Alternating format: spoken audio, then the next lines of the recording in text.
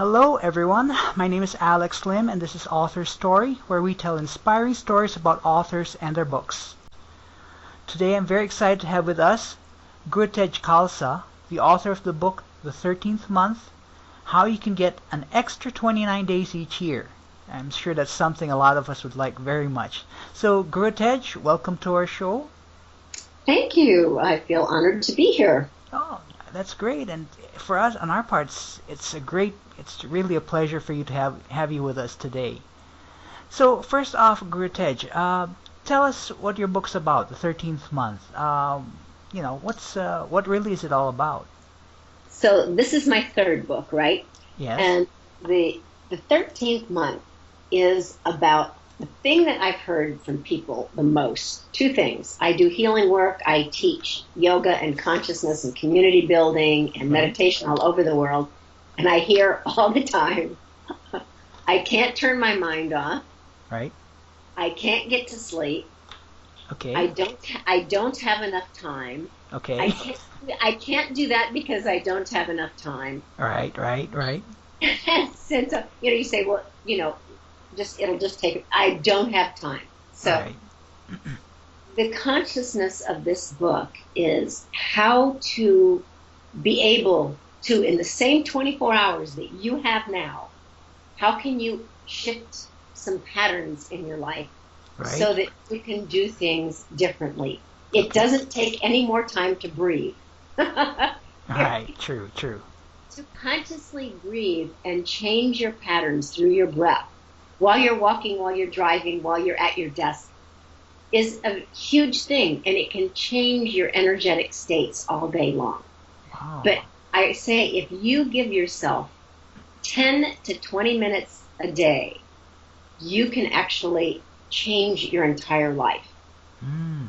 And the thing that people don't understand, and there's so much research, it used to be you need to take a break every 2.5 hours. Then it was like you need to take a break every 90 minutes. And now they're saying every 60 minutes, if you don't take a break, you cannot work at optimum capacity. Okay. So taking a break doesn't mean going from your computer to your cell phone. That's not a break. All right. Break means doing something differently that shifts your energy. So I've got these flip charts that are amazing. There's 18 exercises to release energy and 18 exercises to rejuvenate energy. And they're mostly things that you can do at your desk, by your desk, on the way to the bathroom, in your car while you're driving. A lot of them you can even do in meetings before you start a meeting to make a meeting more effective. But in these things, in 90 seconds, you can change how you feel. You can clear out your head so that you can actually have the space to take in something new or to have a new thought. Because what happens when we just keep going, right. we have the same 10 million thoughts that we had yesterday. Right. There's no space. And if you talk to really successful people, they will tell you that they either meditate or they go somewhere quiet and they do nothing, or they go to a place, whether it's their boat or their chair somewhere, and they sit and they are just quiet. And they'll tell you this. And why? Because in order to get new information, you have to be able to clear out the old. So my book has sections. Okay. And your day does not start when you get up in the morning. Do you know that? No, I didn't know that. Your day starts with how you go to bed at night. Oh, okay.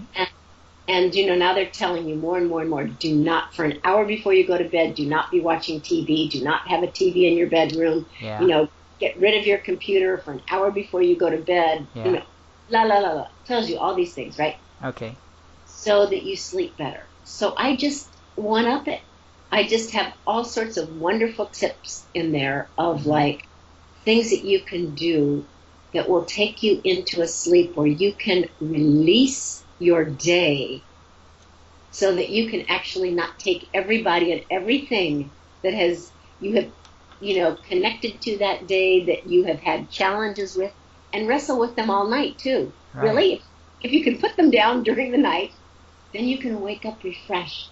with yourself recharged and probably some new insights into how to deal with the situations of your day better. When you go to sleep like a dog with a bone, Right. you know, and you're crunching all of the stuff that happened to you, Right. you don't wake up with good solutions. Don't sleep well. Right. So yeah, there's some really, really simple things. I'll give you some things right now that you can do that are so super simple. All right. When you had a completely challenging day, make sure you take a shower. Make sure you wash your hair.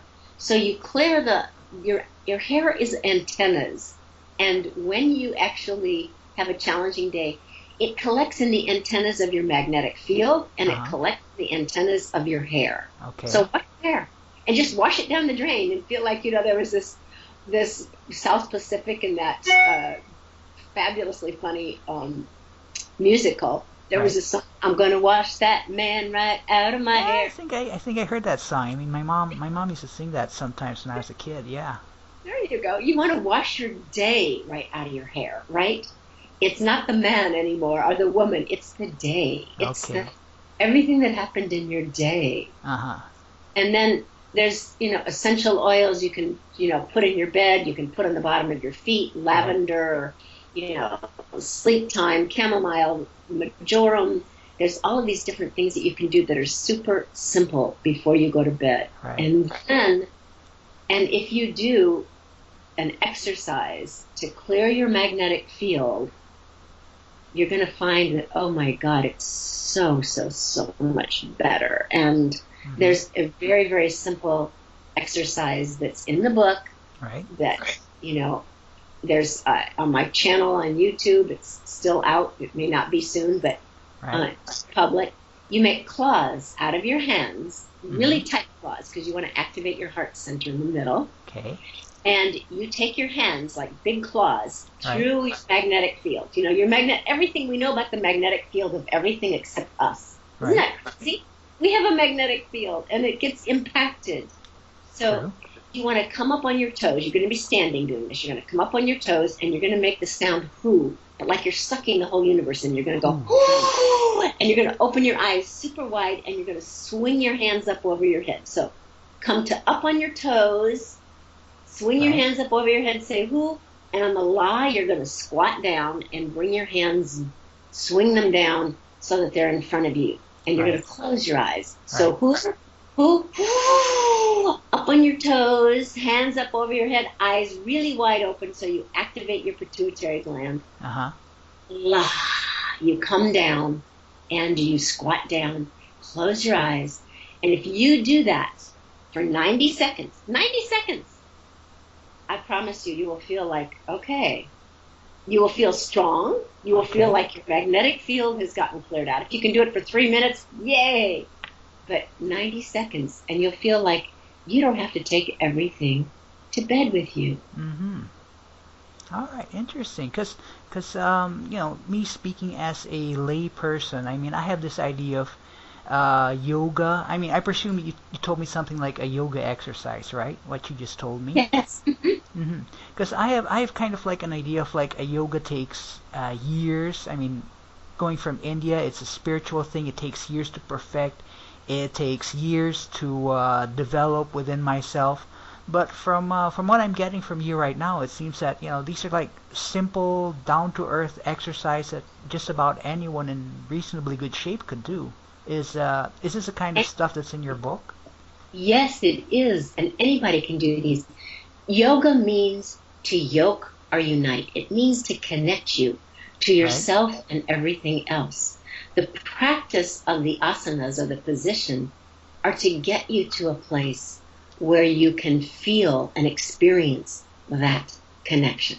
That's what it's for.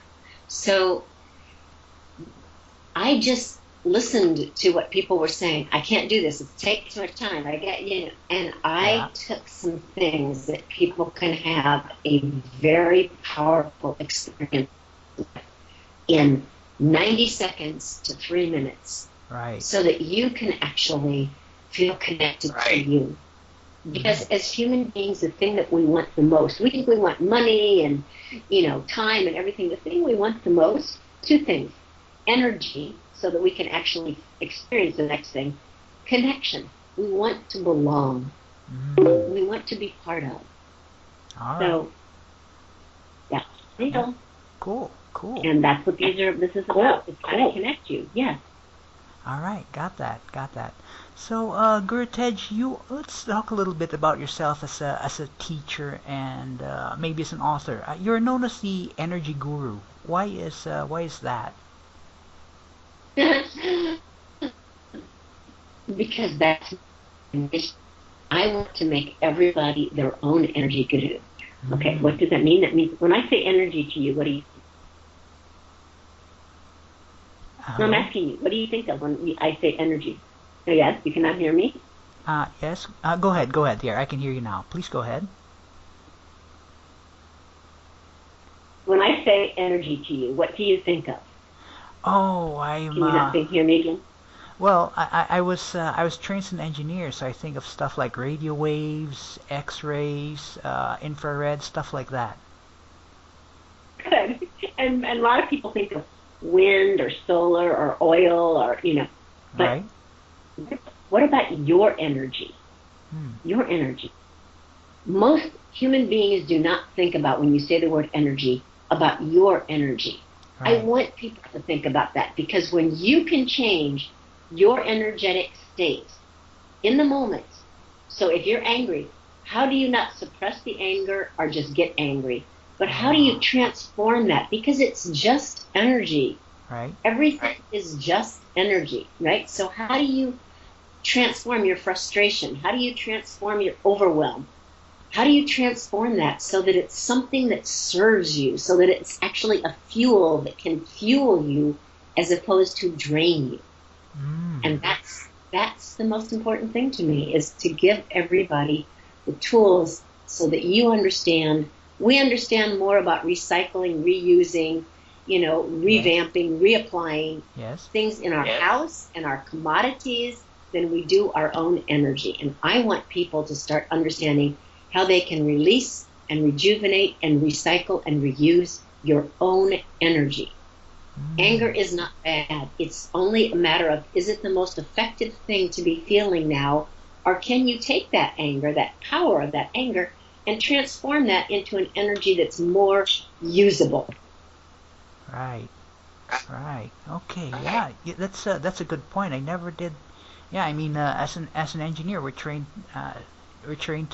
to know about the duality of matter and energy. I mean, energy is matter, matter is energy. That's proven by Einstein's equation. So, yeah, that is an interesting insight. We are energy. Cool. Our energy. We think of everything else as energy, but what about us? Yeah. Good point. Cool.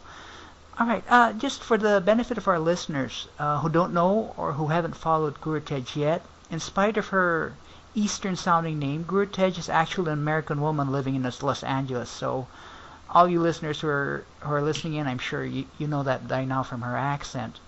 Gurutej, I'm just curious, how did you come up with the name you presently use? How?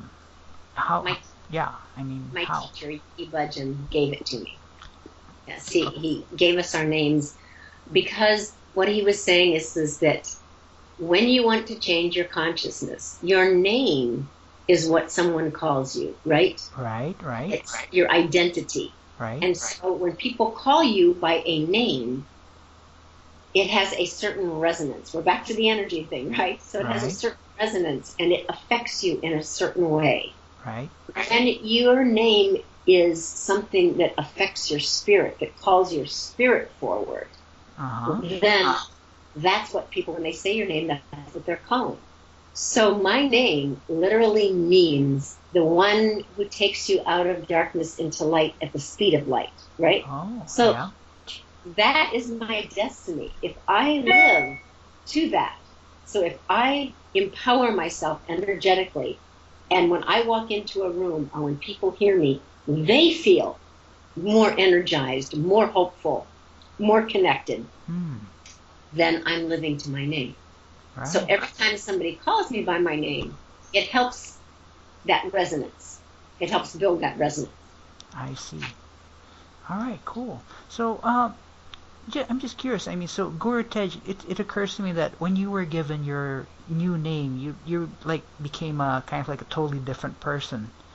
Um, I'm just curious. Prior to being Gurutej, who were you as a person?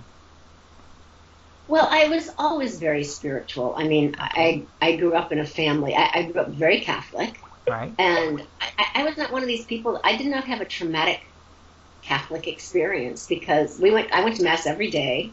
We actually said the rosary every night as a family. Oh, okay. I enjoyed church. I played the organ.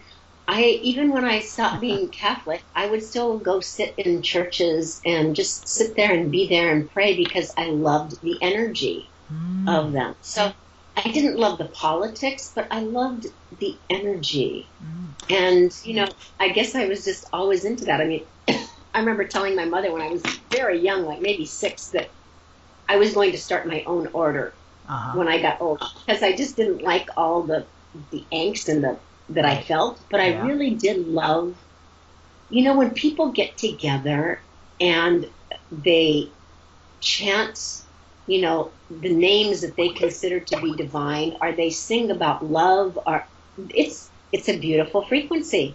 And Mm, so it doesn't matter. I always, when I taught at this high school, I taught yoga there for 11 years, and one time I came in and the Christians were having a hard time with the chants that I did, and I said, when it's Easter and Christmas, go chant with the Christians. When it's, Passover right. and Yom Kippur and that, go be with the Jews. When Right. it's Vaisakhi and that, go be with the Sikhs. It's Right. like, don't ever miss a chance to Uh-huh. go be with whomever there is to, be in that divine frequency, right? Right. Right. It's Right.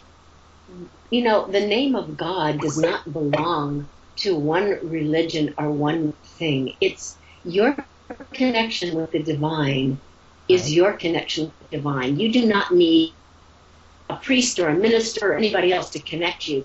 But when you get in the company of the holy, you become more whole. That's what it's about, Mm, so that's the whole consciousness. Things just get very political and, crazy. But the essence of every religion that was ever started is to create a community of wholeness. right. And there's still beautiful practices in every single religion on earth.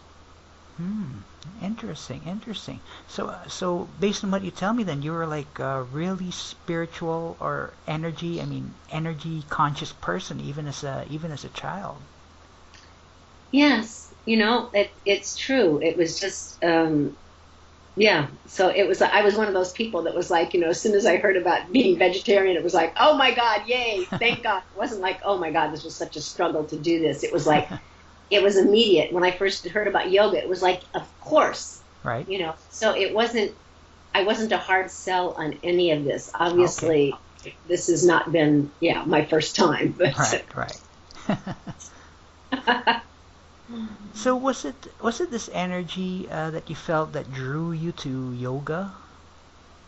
What drew me to yoga is the fact that in so many religions, your soul is good and your body is bad. And the Uh-huh. experience in yoga was you get to bring your body with you into this ecstatic state of consciousness. Mm. I love that. I was kind of like, yes! The container is just as good as the content, right? Yes. That's All right. Cool. So I guess you have a deeper understanding of yoga. I mean, I'm thinking like in India, like I mentioned, it's kind of like spirit. It's more of the spiritual thing. So I get it that you're probably more you probably know a lot more about the spiritual aspect than most people. What's the difference between traditional yoga, like say it's practiced in India, compared to the kind of yoga that's practiced in the West? Is there any difference oh between the two gosh. viewpoints or stuff like that? um, you know, what's practiced in the West for the most part Right. is exercise. Mm. And even that is good, because it's an exercise form that gets people to breathe consciously. Right. But there's very little meditation in most yoga classes. Ah. Kundalini yoga is different. There's always meditation with Kundalini yoga. And Okay. Kundalini yoga, the kind of yoga I teach, is very much about lifestyle. So it's not just about on the mat. but Right. it's off the mat in your life. How do you bring that consciousness? It's there's a whole thing of like doing your meditation in the morning is to set the platform of your life and to connect you in. But living that meditation during the day is often more challenging than taking that time in the morning. You know, it's how do you live with kindness and compassion and love and energy and the capacity to empower others and uplift others all day long, and yourself. Okay, it's not uplifting others to the detriment of yourself. It's like how to stay connected to you, keep energizing you, so you have, and you're giving from a place of full, not empty. So many people are trying to give from a place of being really empty and overwhelmed and exhausted, and that's not a place to give from. Right. So I want you to know how, you and everybody who's listening to this, and everybody they share this with, I want you to have the tools so that you know how to get energized in the moment so that you're full. Who likes being empty? Not fun, right? No, Emptiness. Mindfulness, emptiness is a different thing. It doesn't mean that you're energetically empty. It means that your mind is calm and vast. Most of the time our minds are draining us of energy because of how we're thinking and, you know, the things we're ruminating about and obsessing about. And Okay. Right. Interesting. Oh, very, very interesting insight right there. Yeah, I mean, it is difficult to maintain calm when you're like work in the office and then there's all these emergencies and deadlines and stuff like that. And yeah. So I want to give you a breath that you can walk around. The 4-part breath is for breaking up overwhelm or anxiety or whatever it is. And it is the simplest, most basic, easy thing. Now, it's going to be hard because most people aren't used to breathing past their chest. Okay. But if you start this breath thinking down at your pubic bone so that you can at least get down breathing into the trunk of your body. Okay. And you just inhale in 4 sips. You can do this through your nose or through your mouth. And you can do this walking around all day. This is one of those things that I was telling you about. Yeah. You don't have to have more time. Just do this while you're doing things. And I'm going to have you do it through your mouth. Okay. Because usually if you haven't been breathing, which most people do not, you know, if, let's face it, if breathing was not an autonomic response, most people would be dead. Okay? That is true. So you're going to inhale in 4 parts, thinking way down to your pubic bone, and then your navel, and then your diaphragm, and then your chest. And then you're going to exhale from your chest, diaphragm, navel, and pubic bone. So we're going to do that just 3 times, like just.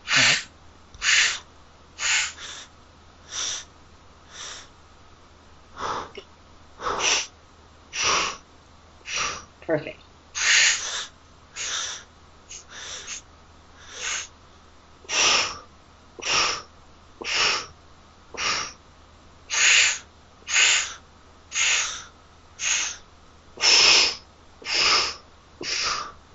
One more time.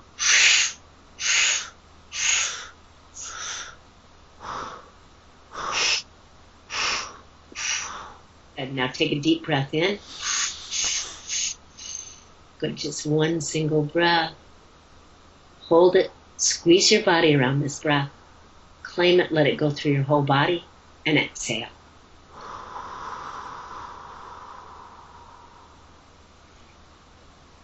Interesting. So you may feel a little lightheaded, but what you will feel is that your blood will get oxygenated and you'll feel like, okay, I've got new energy in my head. Yes? Yeah, I do feel that. I am experiencing that lightheaded feeling. Yeah, and I do feel somewhat lighter. Yeah. You haven't been breathing. Right. True. Got more oxygen in your body, and it's like, woohoo! Look at this. Yeah, I mean, during that exercise, I didn't know my lungs could hold that much air. Honestly. You're a good breather. A lot of people couldn't do it. Yeah. That's cool. That's fantastic. So these are some pretty interesting, really down-to-earth exercise that really anyone can do. It's true. Right. So let me just talk a little bit about a time in your life, a turning point in your life. I mean, The turning point in your life occurred in the 60s. So this time when like people like Steve Jobs and all those kinds of people, they went to Zen meditation and used, I mean, they used mind-altering substances to get creative insights. I'm just curious, what is it like for you back then? What is your personal experience of the 60s for you back then? Oh, I did enough drugs to, take out an elephant. So Okay. yes, Okay. drugs definitely part of it. Right. And when I started doing yoga, I found that I could get as high as I could on drugs Uh-huh. without the after effects. And Mm. so I cashed in drugs for yoga and Oh, meditation and chanting. And it was kind of like, oh my God, this is just as good. right. I'm not trashing my body. Yeah. Yeah. Yes. It was really just such an amazingly divine experience. And I think that that's what happened to a lot of people at that time Uh-huh. is they found something else. They were doing drugs to expand their consciousness because they wanted a deeper experience of the divine, of the whole universe. Right. And then they found something not doing drugs that actually gave them that same experience. Right. Okay. That was just profound. Wow. As someone who experienced the 60s, would you have an opinion about, what was it in the air around that time, or what's it in the environment at that time that, that created this kind of attitudes, we're gonna change things and try to get closer to the divine. Would you have an opinion about, what it was about that time that made that sort of like the in thing to do? I think that there was just an opening in the universe that was getting us ready for this time that's now. Right. And that was just to give us like a preview, right? Okay. Like a movie preview of life, of like, look at this. It was like we knew we did not want to live like our parents. We saw the 50s from the inside, and Right. it wasn't the repression of women and the fact that most stay-at-home mothers were on, some kind of drugs to keep them, motivated with this plastic life that they, had been created around them. Right. So we were like, oh yeah, we do not want that. We wanted to experience that connection. We Mm. wanted to feel connected to ourselves, to everything else, to the divine, to Uh-huh. each other. And so it was that longing to, our parents really gave us a great platform Mm. to transform from, because we were so clear that we didn't want what they had and that we wanted something much more. Right. And so it was an energy on the, I mean, you can say there was, it was in the water, but I feel like it was in the universe. The Okay. universe was trying to help us to say, there's so much more than this. Don't get caught in this. Right. And it just played out in a very creative way. Everybody got to experience their creativity, from making music to, breaking down the sexual barriers, to Yeah. opening up to, yoga, to accepting the East and the West, and Right. the consciousness of like, we are one world. Let's travel. Let's accept Right. people to come here. Let's invite, that consciousness here, and so yes. Mm. Interesting. Interesting. Very interesting. Okay, Gurutej, we're about. I wish we could talk a little bit longer, but we're a little constrained by time. In the last minute or so, I just like to ask you a few questions. This isn't related really to the topic of yoga and stuff like that, but it's more of like your questions about yourself. Would this be okay with you? Hmm. All right, cool. So my first question is, given the limitless range of human experiences, from the very worst to the very best, what experience or profession or activity which you have not yet experienced would you like to experience? Wow.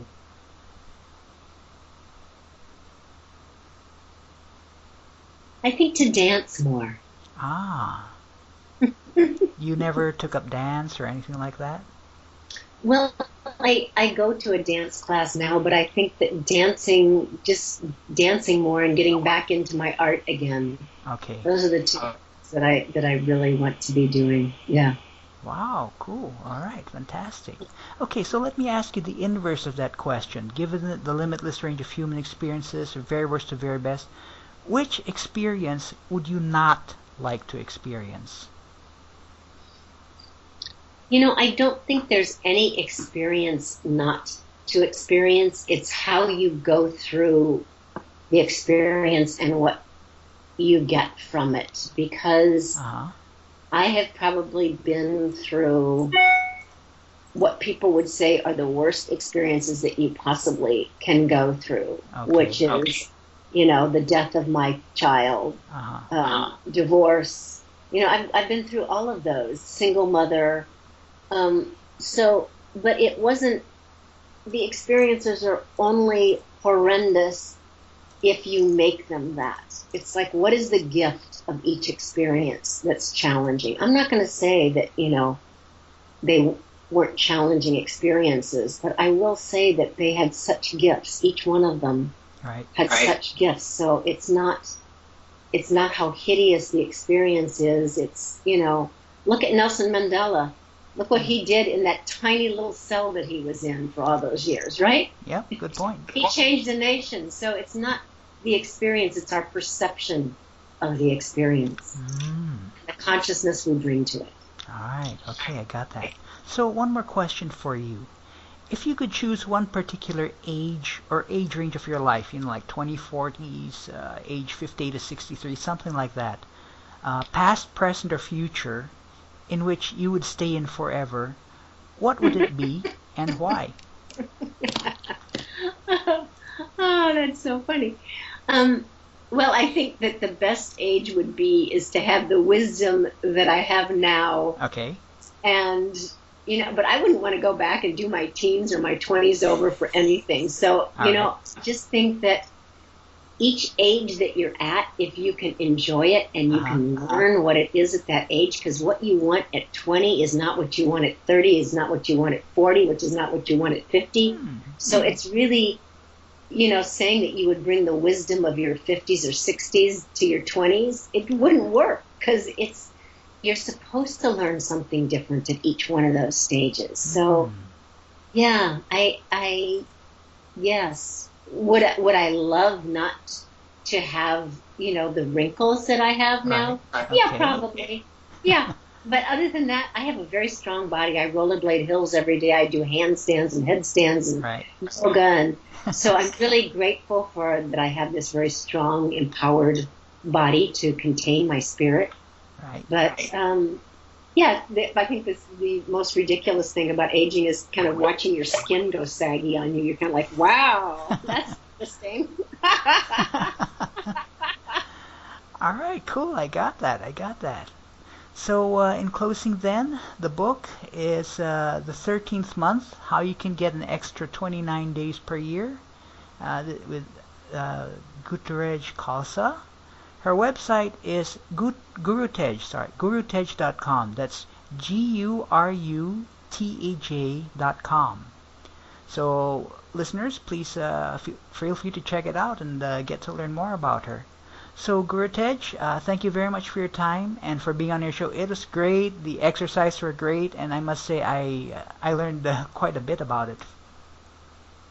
Thank you so much. And I also want to tell your listeners that if they sign into my website, they will get a really great ebook called The 7 Pillars of Life. And it will really give you some great tools of how to get a lot more energy in your life. Right. So if you want more energy, then sign up on my website. You'll be part of my newsletter, and you'll get a free ebook that's quite in-depth. It's 34 pages. It's really like a small book. It's a workbook, too, that you get to work with yourself. Cool. So any of you out there are interested, log into Gurutej.com, get that ebook, and check it out. I'm sure it'll be very interesting. And we will be back next time on Author Story with another great author.